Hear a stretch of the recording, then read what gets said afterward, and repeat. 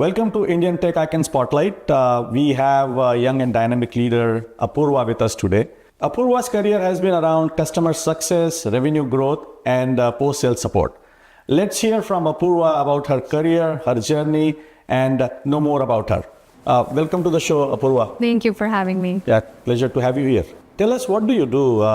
You lead a customer solution group. You manage a team, but what it is like about? Yeah, I work at a company called GrowthLoop, which is in the marketing technology. We are in the composable CDP space. For them, I lead a customer solutions group, and my group consists of 4 different teams. So the first team being pre-sales engineering, which is basically these are technical engineers supporting our sales reps to get the deals through the finish line. Then I have customer architects that help our customers get onboarded and plugged into their data warehouse. Then I have customer success teams that help our customers be successful.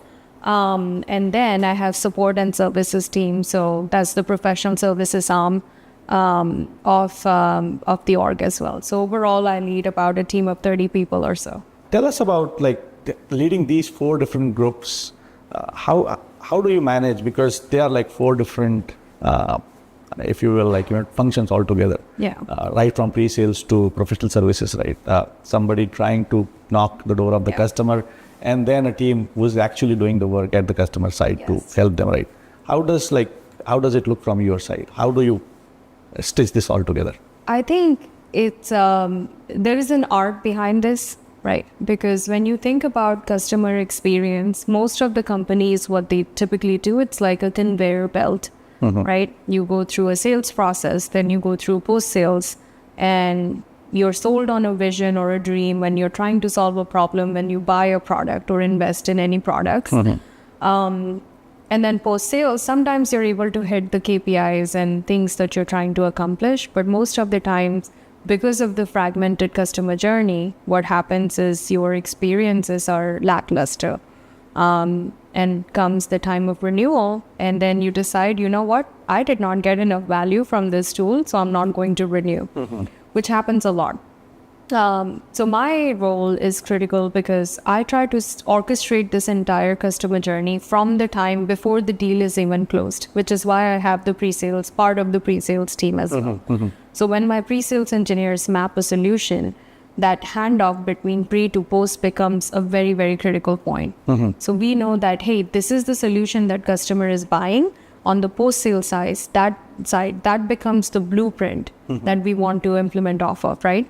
So everybody from the SAs to the CSMs to the support reps, everyone knows exactly the journey that the customer is on and what they're trying to get out of that, out of working with our customer team, which plays a big role. So when you deliver on customer expectations and focus on exceeding them, you get customers that renew for many, many years to come. And that's single-handedly how I prevent churn. Great. So it's all about bringing the customer delight, I assume. Exactly, yes. So as part of this role, how do you monitor or measure the customer's success in terms of adoption? Like at what point you say, or which team you work with? Because I believe that might be one of the important areas where how customers are adopting the product. Yeah. So I measure customer success based off of a bunch of different metrics, but some of the core ones are time to go live. How long does it take for the customer to go live from the time they've signed the deal till the time they've been able to start, they can start using the product. Our benchmark is about 5 to 6 weeks. We recently got Costco to go live, which was within 5 weeks. Wow. And we're delivering on enterprise level deployments. So these typically do have a lot of InfoSec and security team reviews and getting the access and working through multiple teams, cross-functionally, both internally as well as with the customer. But we measure that. That's a very important indicator of success. Second one is being able to getting our team in front of the executives and understanding what vision they have and how we are working across the business priorities for our customers. So the businesses typically have an outcome of like revenue lift or improving conversion. Yep. So how are my teams able to deliver on those milestones using our platform or a product? So it's beyond adoption. It's more about business outcomes. Are we able to drive positive business outcomes for our customers or not? And then the services and the support teams are basically enablers. So they help enable the customers. They make sure that there are no issues with the platform, tackling the professional services side as well. If there are feature requests or if there are certain data requests that the team can tackle, then we kind of all work together to help our customers be successful. It's very interesting. And in fact, the entire technology seems to be very interesting to me. Yes. Because when I look at it from a customer standpoint, I have so much of data. How can I make it, or how can I use the data, put it to work to generate more revenue? It's all being done by this tool. This is amazing. Yeah, thank you. So now as we talk about the technology, you got a tool that kind of does all this. And now if you're looking how the world is evolving from here, everybody's talking about AI. Yes. So how does that AI impact your side of the story? Because most of the time when anyone talks about AI, they are talking about AI helping to increase the productivity. Right. Or do something on its own. How does this AI, first is this AI impacts this line of business at all? And if it does, then how?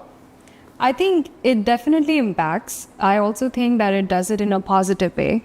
I think AI, if used correctly, can give you immense amount of efficiency gain, especially in the post-sale side, right?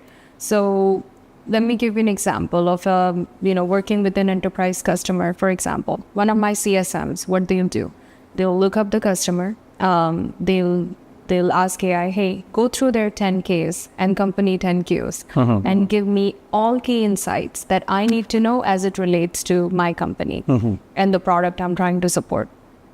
Within 5 minutes, you have brought yourself up to speed on their business priorities, potential risks, whether or not this company met the targets, what are some of the goals they're working towards. And these are incredible insights. Then the CSM could ask AI or ChatGPT in this case, now tell me, here are my stakeholders. Who else should I be talking to? Who else should be a key player? And if I'm not talking to them, how do I get in front of these folks and kind of come up to speed? So building customer intelligence in general has become extremely easy and useful, right? Before it would take you weeks to just make a list of stakeholders, make a list of different, just make a list of different types of folks that you would otherwise interact with, then do research, spend hours on Google search. So this is part one of the efficiency gain, right? Down the road, I feel like there would be an agent that will build this customer intelligence and have it all ready. And then there will be another agent that will help you with the manual admin work, right? So you'll have CRM updates, which will be automated. You will have different kinds of workload that typically takes a lot of time by the ACSMs. Yeah. It can be automated.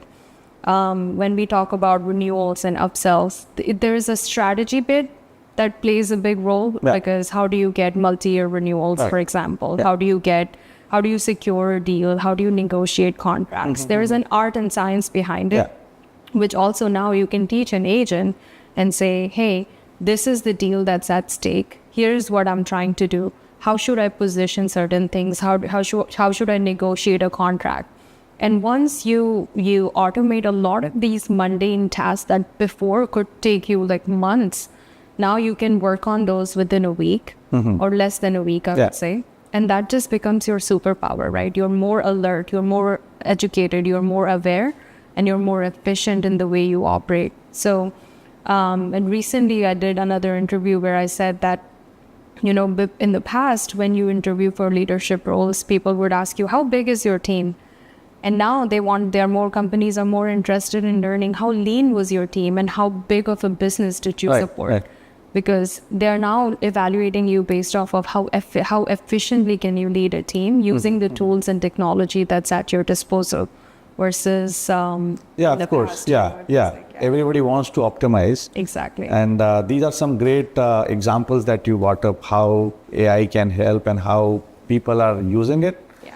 Also, in terms of AI compatibility with the product itself, does that help your product as well in some shape and Oh, form? 100%. 100%. We have an audience agent that can recommend audiences to our customers. As in, it can tell our customers, hey, if your goal is to improve revenue, here is a set of people that you can go target. And here are their attributes. And based on these attributes, here are their spending behaviors that you can monetize off of. And that data is important from a retail media perspective. So when brands are trying to advertise their products to a certain set of folks, like that audience alone becomes extremely important. When you run certain ad campaigns, for example, these are really, really important pieces that you want to take into account. Like I want to run an ad campaign to everybody that buys a soda because I'm launching a new drink. Yeah. Right? Imagine if you had access to everybody that bought a soda in the last week. So AI can automate a lot of this. And this process historically would take companies anywhere from 2 to 4 weeks to get one set of audience or one segment. Whereas now teams are able to run this based off of AI. And that's just one agent that we recently launched. Another one is Journeys, which can now build complex marketing campaigns for you. Interesting. Yeah, I do see that, a lot of people talk about the productivity gains that comes out of the AI and these tools and agents. But it's interesting to know that how it can also be incorporated in your product for the customers, not just internally, but it's kind of helping the others to kind of give that insight sooner, less time. It's interesting. Now, going back a little bit about your previous roles, right? You have been into customer success for a long time. Yes. What does customer success looks for like from your side? Like, what does it mean? Customer success for me and the teams that I've led in the past typically means that, your dedicated team and your sole mission is to help make your customers successful. How you do it by helping them get value out of the products that your company is building and supporting. You do that by delighting customers, delivering on amazing customer experiences. And you do that by quantifying the impact that your teams are able to have on your customers. So, if I were to flip the question to you, do you prefer, when we look at, we all eat fast food. So going through a McDonald's drive-thru versus going to a Chick-fil-A drive-thru, two different experiences selling the same chicken burger. Sure. And that's truly where customer success plays a big role, saying please, thank yous, going a little bit extra mile. It makes all the difference. That's why when you shop at Walmart versus your experience shopping at Nordstrom Rack or Nordstrom in general as well, two different experiences. Yeah. So basically that means customer success is not just about customer success itself, but it's like the customer experience. Yes. Right? What experience the customer is getting, and then within that experience, all these things come in. Yes. If I'm understanding correctly. Exactly. Yes. And you talked about this already, but when people think about customer success, sometimes they are wondering that, what all it consists of. But and you talked about thinking about customers, what they need to do, like small thank yous and Yes. small changes. Apart from that, the customer success, when you think about it, like for example, you look at any business, how do you push that this customer success? I have to probably think about these things for this particular customer, because I'm sure that every industry segment, they will have a different way of handling the customer success also, right? Yeah. I think if I were to generalize it, if you think about any business out there, right? Something as simple as a company that makes pencils. Any business will have a product or a service that you're selling. You'll have a sales team that's proactively bringing in the new revenue. And then you have a post-sales team that's responsible to retain that revenue. So not only retain what you have, and then also we are responsible for growing that revenue, right? Because you're not just going to build pencils, you'll have pens, you'll have erasers, you'll have a bunch of different products. Yeah. So the role that customer success teams typically play is how do we, the revenue that you're working so hard to bring in the door, how do we keep it? And then how do we help you grow that revenue base even more? So when COVID hit and we were all locked up for over 2 years, I would say, companies realized that there are additional services that the people might need. That's why the Instacart delivery started to come. All of these were originated by the customer success teams because they realized that customer behavior is shifting and now we have to adapt to that. So you will see a lot of like food delivery services, grocery delivery services started to emerge out of that because your CS teams are the ones that played a big role. So not that, with the biggest evolution I would suggest is DoorDash went through that. Originally a restaurant food delivery service. Post-pandemic, they realized that their customers need something else. And that's the support teams and services team that said, you know what if we also delivered groceries? What if we also delivered medicines? What if we also deliver like pet products? And ever since they've evolved into so many different categories, right? So now they not only retained you as a customer who was originally just ordering takeout, now you're also relying on them for groceries and for pet food delivery and just different things, to really just creating an ecosystem around the customer, right? So that's what customer success teams typically do. Interesting. Yeah. I've never thought about that from that angle that, so basically if I'm understanding that correctly, customer success team is basically thinking about what do I need to do in order for my customers to succeed, right? That's their entire goal now. Entire goal. Okay. Interesting. So going back a little bit more, like how did you get into this customer success? Like maybe let's start from your early days college. And you tell us about your college, and then we will come back to how that journey has transformed, because our audiences would love to know what was that defining moment that you want to do this and not this, because at one point you have 10 different options to choose from. Always. So let's first talk about your college. Where did you study? What was it like? What did you study? And then we'll come to what was that defining moment? I will take you a step back into my personality as a child. Sure, yes. And then take you on a journey because there's a lot more that goes into this. Yeah, sure. So I was always, growing up in a middle-class Indian family. Both my parents had government jobs. My mom, now she's retired, used to be a teacher. My dad, bank manager. So education was always forefront in the house. Very strict household. You have to ace. You have to do well. But me being me, I was extremely bubbly, very chatty, very outgoing person. And my brother, on the other hand, was always very studious, always topping in his class, doing well and whatnot. So he went on to pursue an education with IIT and did a good job, and he's doing really well in his life. And me, I wanted to do something that was customer facing. I wanted to do something that would let me get the most out of my personality, which is outgoing. I want to be in a I used to love talking to people, and I wanted a career path that would let me do that, which is how I found hotel management and hospitality management. So I started off, I did my bachelor's in hospitality management, and that only amplified the need of delivering, the amazing experiences, helping people, bringing a smile on their faces. How do you delight someone? How do you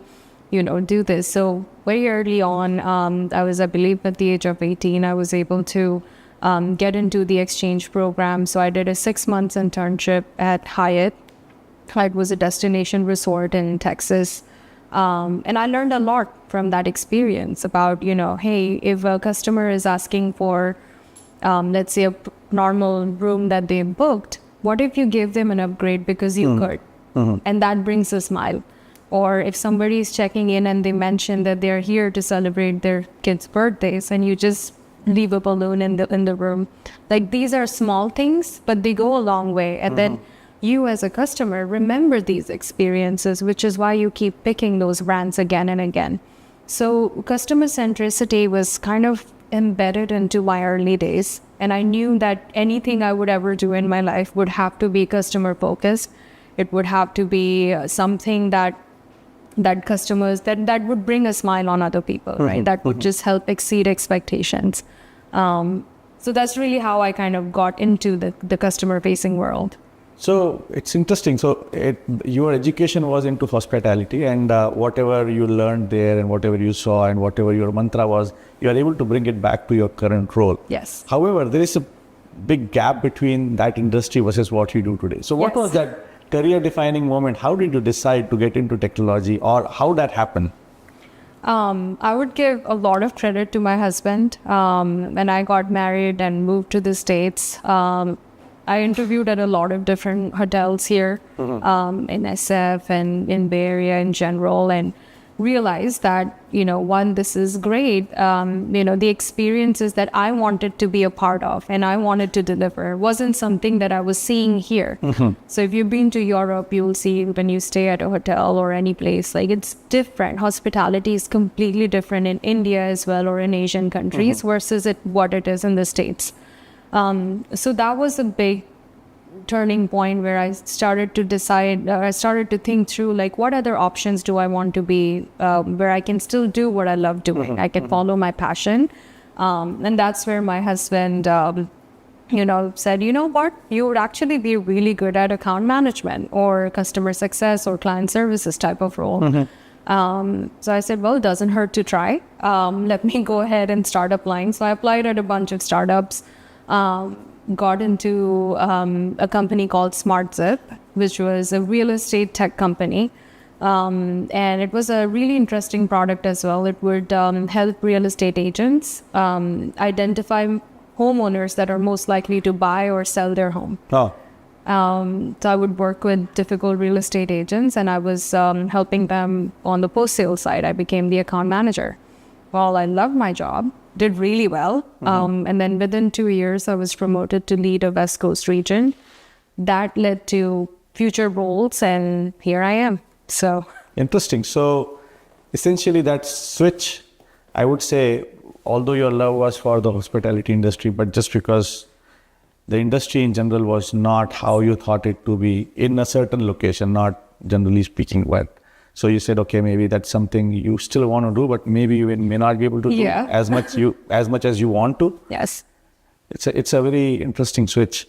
And then tell us about your challenges when you switched to this technology side of the things, because coming back from hospitality industry, things work a little differently, as I understand, versus tech, which is kind of very contained, very small, like, in hospitality, they're like, it's grand scheme of things there. Yeah. Versus tech is like small, but everything is here. Yes. What were your challenges when you first switched to this industry? I think thinking outside of the box. There was a reason why I did well early on, because I realized that just because I have a checklist that I have to go through, make sure customers are onboarded, they're happy, they renew. How do I go one step further? And that was a challenge in itself, but then overcoming that became the biggest strength that I thought, like, that became the stepping stone of my career as well. So that was a big one, I would say, where just thinking outside of the box, but then also advocating for myself and stating to my bosses at the time that, hey, we should reimagine our experience, because this is how you can actually retain more customers. And not coming from a tech background, but bringing a fresh set of eyes, coming in from my original mindset of, like, how do you, deliver experiences that, you exceed expectations on. So that was, I would say, getting buy-in from folks that have been doing it for many years was a challenge in itself, because here I am, a woman in tech, difficult role to begin with. And then someone coming in new without a lot of background in tech and teaching these folks that have been here for 10, 15, 20 years, hey, here's how you do it differently. I was really grateful and lucky to have very good leaders early on in my career that supported and tried new things and created that safe space for me to, grow. And yeah, those were some of the biggest challenges early on for sure. Yeah, no, I can totally imagine coming from a different industry and background versus getting into this, which could be really overwhelming at times. But glad to see that you have done so great in your career. And now that you are at a place where you are leading teams, which are not just one function, but across 4 different functions, that's kudos to your abilities and your thought process, what you used to think. Now, some other things that maybe I can ask you here, because you are from that industry and you are dealing in that kind of role, which is like dealing with the customers, right? Yeah. A lot of people, when you see them, they are not easily able to handle customers or talk to them. Yeah. Like, how do you think about these things? Because it's not everyone's forte also. Yeah. Right? Going to the customer, some people are like scared. Some people say, I don't know what. So how do you think, and what's your thought process when you are actually, and I understand this could be a tough role also at times, because customers sometimes are not happy, but you still have to deal with them. Sometimes there are brand new customers you don't know. So what's your approach and how do you think? I think biggest thing that intimidates people is the title. We think, oh, I'm talking to a CTO, or I'm talking to a CPO, or I'm talking to a CIO, or someone else that's like higher up, right? I think, and I used to be the person that would get nervous all the time before a customer call. 2 things that helped me. One was prepping ahead of time, learning a little bit, taking personal interest in getting to know the person behind the title. And you can do that by a simple Google search nowadays. And you can see so much of maybe Apoorva loves to cook, and people can see that and find that about me, or where I live. And, it can just be something as simple as asking about, hey, weather in California is so great. How did you spend your last weekend? But something small that can help them get out of their title shell, but talk really more about them as a human. And sometimes nowadays, everybody's on video calls and whatnot, so you can see their background, and people's backgrounds behind the video can also tell a lot about what they are and who they stand for. So if you're ever on a Zoom meeting with me, you will see my kids' drawings and my kids' pictures. Like I'm a mom at heart. And it gives an opening to others as well to get to know me a little better. But again, in a controlled way. So I think that just going a little bit more and doing a little bit of research about your customers, helping build that relatability of like, no, you're also a parent, I can relate to you. Or you're also living in California, I can relate to you. Or we just had big flooding or something, I can relate to you. Or there is a fire in our neighborhood, I can relate to you. Or there are sometimes mutual connections, right? Like, hey, I saw you're connected to so-and-so, how do you do this, right? Or how do you know this person? So those kind of are little nuggets that you can use to build a connection. And humans thrive off of building connections. So that's one. Second thing I focus on is reminding myself that the person behind the title is also a person. It's also a human. And you don't have to be perfect. You just have to be genuine. So when you lead with curiosity into any conversation, you learn so much about people. And imagine, like, if you think about last time you had a good conversation with someone that was genuinely curious about you. It goes a long way. You remember those conversations. Yeah, that's correct. Yeah. Those are some of the things well put. I think this will help our audiences, because I have known a lot of people who are kind of scared at the moment. I mean, they are great at what they do generally, but sometimes you get to know that, okay, I'm nervous to talk to, not scared, I would say, but nervous to talk to someone. And you have articulated it very well, that how do you approach these things, and what have helped you. Hopefully that will help others as well. My father was a bank manager. So it was a lot about our household conversations growing up used to be a lot about making deposits. And he used to live by this thing, like, before you withdraw something, always remember to make deposits. And that is such an applicable theory in life as well, right? I can't ask something of you if I haven't offered something of value to you. Which goes a long way. Yeah, that's a very different perspective to look at things. Coming from that background, I think, that makes sense, that if you're offering something, obviously you're adding value to the other person. Yeah. Very well said. Now, we talked about the customers, customer success, your role. One thing offline that we were talking earlier, I want to touch base upon that a little bit, that you want to work for companies who are scaling. Right? Yes. Right. So tell us about that, like where that thought comes from, why do you think so, and how you see that exciting? I find that really exciting because I'm someone that loves, trying new things. That's what I have done all my life. I've broken the silos. I've broken the status quos. I have not followed the traditional path that a normal Indian child would do. I've done things differently, and I love to have the control of being able to try new things. When you work in startups, they are in the growth stage, they are scaling, and they want to scale fast.